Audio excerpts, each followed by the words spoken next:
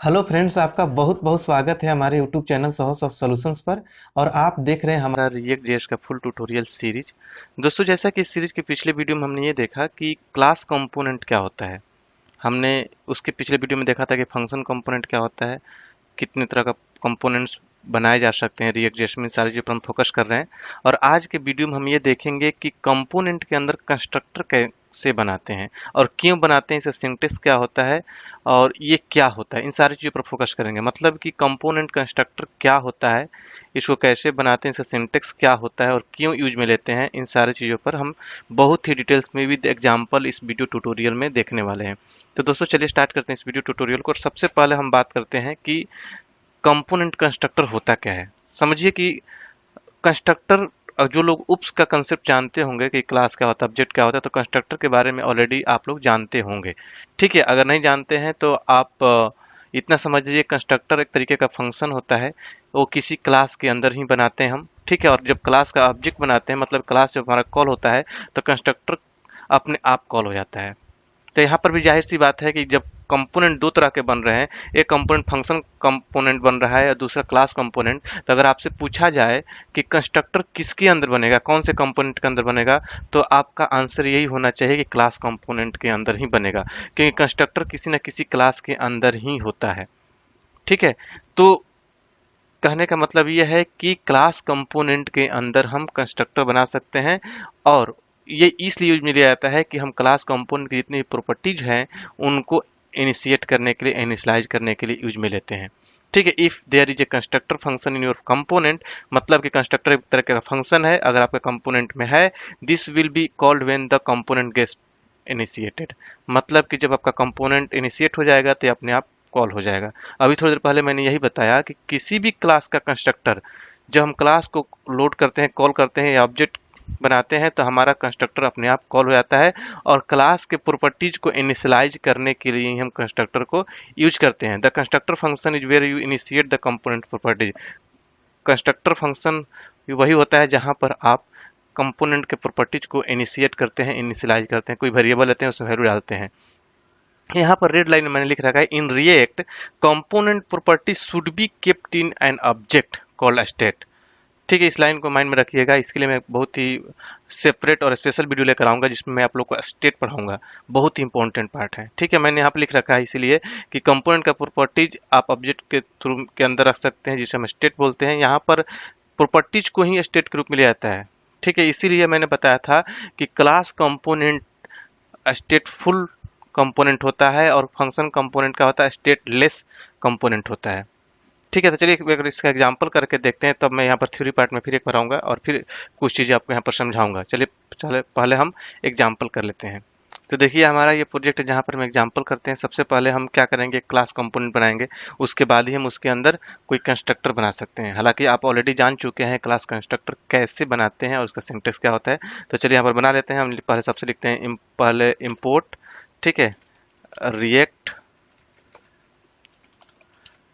React from react. ठीक है, उसके बाद यहाँ पर लिखिए import React DOM from React DOM. ये दोनों हमने इंपोर्ट कर लिया। ठीक है, अब यहाँ पर लिखेंगे हम क्लास। और क्लास का नेम कुछ ही मान लिया, स्टूडेंट से हम बनाए थे पिछले क्लास में, एग्जाम्पल था स्टूडेंट हमने लेते हैं। ठीक है, और यहाँ पर एक्सटेंड्स कर देते हैं। ठीक है, और यहाँ पर लिखेंगे रिएक्ट डॉट कंपोनेंट। ठीक है, इस क्लास को हमने एक्सटेंड कर लिया। ठीक है, एक्सपोर्ट नहीं, एक्सटेंड्स होगा, एक्सटेंड्स। ठीक है, और यहाँ पर मैं क्या करूँगा, एक रेंडर मेथड बनाऊंगा। ठीक है, और यहाँ पर आप लोगों को पता ही है कि मैं यहाँ पर रेंडर करना सिखाया था जेएसएस को। ठीक है, यहाँ पर सॉरी, यहाँ पर हम रख लेते हैं इसको। ठीक है, और यहाँ पर मैं क्या करूँगा, कोई डिव रेंडर कराता हूँ। ठीक है, और लिख देता हूँ यहाँ पर आई एम स्ट्रॉन्ग इन मैथ। बस मैंने ऐसे कुछ लिख लिया। ठीक है, अब इसको मैं सेव करूंगा और इसको रेंडर करने का कोड लिखूंगा। यहाँ पर क्या लिखूंगा मैं, रिएक्ट डॉम डॉट रेंडर, और इसके अंदर मैं लिख दूंगा क्या, स्टूडेंट, यहाँ पर मैंने आप लोगों को बताया था कि एस कैपिटल होना चाहिए जब भी आप कंपोनेंट बनाएंगे। यहाँ पे एस कैपिटल होगा। स्टूडेंट, ठीक है, self close, comma, document,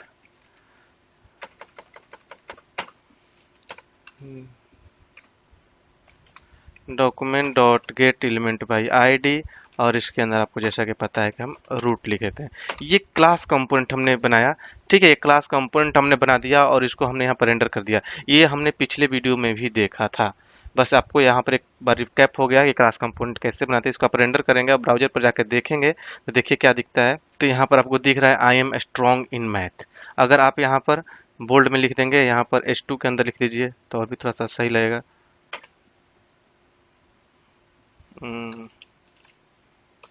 H2, इसको मैंने कट करके यहाँ पर डाल दिया, ठीक है। अब इसको सेव करके देखिए। अब आप ब्राउजर में चलिएगा तो देखेंगे कि स्ट्रॉन्ग में मतलब कि ये बोल्ड कलर में आ रहा होगा। देखिए I am strong in math आ गया। अब हम बात करते हैं कंस्ट्रक्टर की जरूरत क्या है। देखिए अब सपोज कीजिए हमारे पास एक वेरिएबल है, यहाँ पर मैंने लिया डिटेल्स, ठीक है। डिटेल्स के अंदर मैंने एक ऑब्जेक्ट बनाया और यहाँ पर लिखा सब्जेक्ट, ठीक है, और सब्जेक्ट के अंदर मैंने डाल दिया मैथ, ठीक है। अब सपोज कीजिए कि मुझे इस वेरिएबल को यहाँ पर यूज करना है, ठीक है, इसको मुझे यहाँ पर यूज करना है तो मैं क्या लिखूंगा, यहाँ पर मैं लिखूंगा मैथ के जगह पर करली ब्रैकेट के अंदर, ठीक है, डिटेल्स। जेएसएक्स में मैंने पढ़ा रखा है कि किसी वेरिएबल के वैल्यू को बाइंड करना तो करली ब्रैकेट लेते हैं। अगर आपको याद नहीं है तो एक बार जरूर इसी सीरीज में अवेलेबल है वीडियो, इसी प्लेलिस्ट के अंदर जाकर देखिएगा तो आपको पता चल जाएगा। डिटेल्स डॉट सब्जेक्ट, ठीक है, हम लिख देंगे तो क्या होगा कि हमारा यहाँ पर मैथ अपने आप बाइंड हो जाएगा। मतलब कि इसका डिटेल्स के अंदर जो सब्जेक्ट है यहाँ पर बाइंड हो जाएगा। सब्जेक्ट क्या है, मैथ, तो अब यहाँ पर आपका मैथ दिखने लगेगा, ठीक है। हम अगर मैं कुछ दूसरा चीज लिख दूं तब आपको समझ में आ रहा है कि नहीं आ रहा है, ठीक है, इंग्लिश लिख दिया, ठीक है। अब देखिएगा आई एम स्ट्रॉन्ग इंग्लिश लिखा हुआ आ जाएगा। एक बार ये कंपाइल हो जाए तो ब्राउजर पर दिखाते हैं। तो मतलब कि एक हमने वेरिएबल लिया, अभी हमने कंस्ट्रक्टर नहीं यूज किया। मैं वहां तक आपको लेकर जा रहा हूं जब वहां पर इस कंस्ट्रक्टर की जरूरत है, ठीक है। अब देखिए ब्राउजर पर यहाँ पर आ गया आई एम स्ट्रॉन्ग इन इंग्लिश, मतलब कि उस वेरिएबल का वैल्यू हमारे ब्राउजर पर बाइंड होने लगा। अब हम बात करते हैं कि अगर इसको हमें किसी कंस्ट्रक्टर के थ्रू इनिशियलाइज, देखिए यहाँ पर काम कर रहा है लेकिन ये राइट अप्रोच नहीं है। इसको आप लिख सकते हैं कि it is not right way या रिकमेंडेड वे। इस तरीके से हम प्रोजेक्ट में कॉर्पोरेट में काम नहीं करते हैं। हमें इसके लिए क्या लेना होता है, कंस्ट्रक्टर, ठीक है।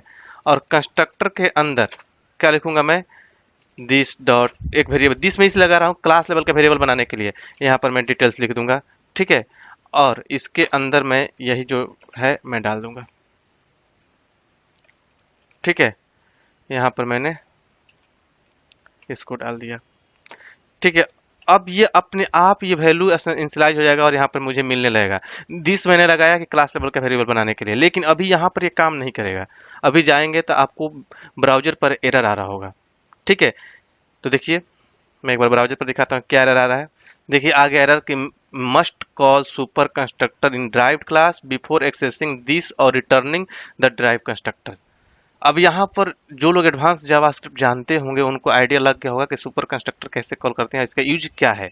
ये सारी चीजें हम लोग कॉर्पोरेट लेवल का जो ट्रेनिंग प्रोवाइड करते हैं ऑनलाइन, जो हमारा क्लास चलता है उसमें बहुत ही डिटेल्स में पढ़ाते हैं। एग्जीक्यूशन कंस्ट्रक्ट से लेकर एग्जीक्यूशन प्लान तक सब कुछ हम बताते हैं, ठीक है। तो उसमें जो लोग पढ़े होंगे उनको आइडिया लग गया होगा, ठीक है। फिर भी मैं आप लोग को थोड़ा सा यहाँ पर बताता हूँ कि ये क्या है। देखिए जब भी हम, ये क्या है, एक क्लास है, ध्यान समझिएगा। और इसी तरीके से आप लोग को इंटरव्यू में कोई पूछता है तो आपको बताना है। देखिए क्या है कि ये क्या है, स्टूडेंट, ये क्लास है, ठीक है। और ये जो कंस्ट्रक्टर है ये स्टूडेंट क्लास का कंस्ट्रक्टर है, ठीक है। और लेकिन अगर मान लीजिए हमें नॉर्मल क्लास होता है, किसी दूसरे क्लास को मैं एक्सटेंड नहीं किया होता तो ये कंस्ट्रक्टर यहाँ पर हमारा काम करता, कोई दिक्कत नहीं होता, ठीक है। लेकिन मैंने क्या किया है कि इस क्लास के अंदर दूसरे क्लास को इनहेरिट किया है, ठीक है। एक्सटेंड के थ्रू दो तरीका होता है, एक इंप्लीमेंट्स होता है इंटरफेस को इनहेरिट करने के लिए, एक्सटेंड होता है क्लास को इनहेरिट करने के लिए। तो हमने रिएक्ट डॉट कंपोनेंट क्लास को इनहेरिट किया है, ठीक है, किसके अंदर, इस स्टूडेंट क्लास के अंदर, ठीक है। तो इसलिए क्या दिक्कत आ रहा है यहाँ पर कि अब इसका कंस्ट्रक्टर हमें पहले कॉल करना पड़ेगा, तब ये कंस्ट्रक्टर हमारा यूज में आएगा। और इस मतलब कि जो सुपर क्लास होता है जिसको हमने इनहेरिट किया है, उसको यूज करने के लिए हम सुपर कीवर्ड का यूज करते हैं। सुपर नेम से हम उसके कंस्ट्रक्टर को कॉल करते हैं। तो यहाँ पर हम लिखेंगे क्या, सुपर। ठीक है, तो ये हमने क्या कर दिया कि हमने सुपर मेथड को कॉल किया, मतलब कि जो हमारा इनहेरिटेड, जो हमारा पेरेंट क्लास है उसके कंस्ट्रक्टर को पहले कॉल किया, फिर मैंने इसको यूज में लिया। ठीक है, यहाँ पर हम एक बार रिएक्ट डॉट कंपोनेंट, ठीक है, ये वही हमने लिखा।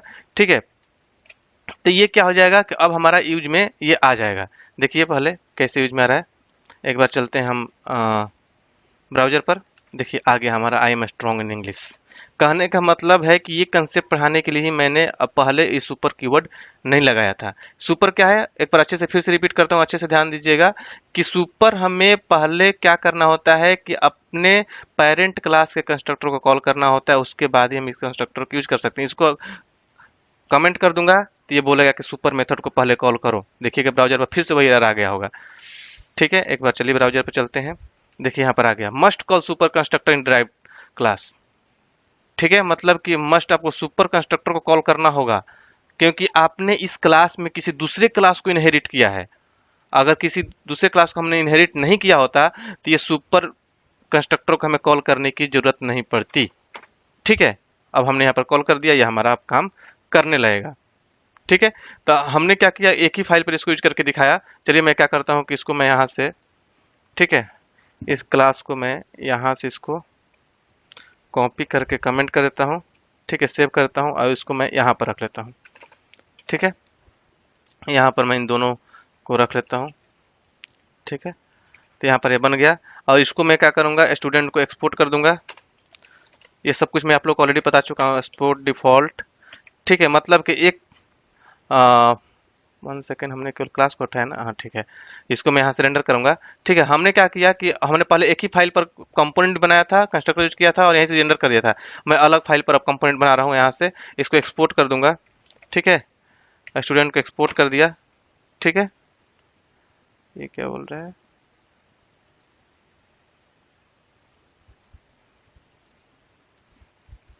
यहाँ पर टाइपो मिस्टेक हो गया है, ये इस नहीं होगा ना, एक्सपोर्ट डिफॉल्ट होगा। ठीक है, इसको सेव करिए और इस स्टूडेंट को हमें क्या करना पड़ेगा, वहां पर इंपोर्ट करना पड़ेगा यहाँ पर। ठीक है, यहाँ पर हम क्या करेंगे, इंपोर्ट, ठीक है, स्टूडेंट फ्रॉम, यहाँ पर लिख देंगे ऐप। ठीक है, तो ये हमारा यहाँ से भी अब काम करने लगेगा। देखिए अब काम करेगा, एक बार कंपाइल हो जाए, मतलब कि दूसरे फाइल से हमने बनाया और यहाँ पर इसको कॉल कर रहे हैं, बन गया। अब चलते हैं ब्राउजर, देखिए आ गया आई एम स्ट्रॉन्ग इन इंग्लिश। ठीक है, अब कहने का मतलब यह है कि हमने अलग अलग फाइल से भी रेंडर करना सीख लिया। ये होता है आपका कंस्ट्रक्टर। ठीक है, अब थोड़ा सा मैं एक बार फिर से थ्योरी पार्ट पर चलता हूँ, वहाँ पर समझाता हूँ। जो नीचे का लाइन हमने छोड़ दिया था सुपर कंस्ट्रक्टर के बारे में, मैंने वहाँ पर लिखा है। मैंने सब पहले सोचा कि आपको एग्जांपल दिखा दूँ, तब आपको और भी अच्छे से समझ में आएगा। देखिए हमने लिख रखा है कि the constructor function is also where we inheritance of the parent component by including the super statement. मतलब कि आपको अगर आप किसी पेरेंट कंपोनेंट को इनहेरिट कर रहे हैं किसी क्लास के अंदर, ठीक है, तो आपको सुपर मेथड का यूज करना जरूरी हो जाता है, which executes the parent components constructor, ठीक है, function, and your component has access to all the function of parent component. ठीक है, जो रिएक्ट डॉट कंपोनेंट है, ये पेरेंट कंपोनेंट, उसको आपने इनहेरिट किया है। ठीक है, तो इसके कंस्ट्रक्टर को पहले आपको कॉल करना होगा, तभी आप अपने कंस्ट्रक्टर को कॉल करेंगे, तभी यूज में आएगा। और इसके कंस्ट्रक्टर को कॉल करने के लिए आपको सुपर मेथड का यूज करना होगा। तो आई होप कि आपको समझ में आ गया होगा कि कंपोनेंट कंस्ट्रक्टर क्या होता है। फिर भी आपके माइंड में कोई कंफ्यूजन हो तो हमारे कमेंट बॉक्स में जरूर शेयर कीजिए। अगर आप कॉर्पोरेट लेवल का नॉलेज रखना चाहते हैं तो आप हमारा ऑनलाइन क्लास ज्वाइन कर सकते हैं, जिसका लिंक इस वीडियो के डिस्क्रिप्शन बॉक्स में अवेलेबल है। और इस वीडियो को ज़्यादा से ज़्यादा लाइक कीजिए, शेयर कीजिए अपने फ्रेंड्स लोग के साथ, ताकि हमारा मनोबल और बढ़े और हम आपके लिए और भी अच्छे अच्छे वीडियो लेकर आएँ। तो चलिए मिलते हैं अगले वीडियो में अगले टॉपिक के साथ। तब तक के लिए थैंक यू सो मच।